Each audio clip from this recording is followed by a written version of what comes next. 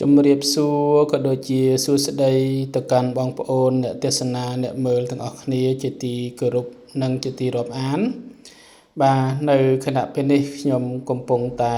នៅកន្លែងធ្វើការហើយក៏មិនបានសូវទំនេរដែរគឺតែងតែបានតាមដាននៅព្រឹត្តិការណ៍ព័ត៌មានប្រទេសជាតិបាទដូចជាបងប្អូននៅសមរភូមិមុខដែរណាបាទចឹងហើយក៏សូមផ្ដាំផ្ញើសួរសុខទុក្ខអំពីចម្ងាយពីសមរភូមិក្រោយបាទទោះបីជាខ្ញុំមិនអាចទៅជួយទៅលំបាកវេទនាជាមួយបងប្អូនយ៉ាងណាក៏ដោយក៏ប៉ុន្តែខ្ញុំនៅតែចូលរួមបាទរំលែកនៅសេចក្តីទុក្ខលំបាកទាំងឡាយរបស់បងប្អូនបានដូចគ្នាតាមរយៈការតាមដាននៅព្រឹត្តិការណ៍ព័ត៌មានដូចគ្នាហើយក៏ក្នុងដួងចិត្តរបស់ខ្ញុំនៅក្រោយនេះ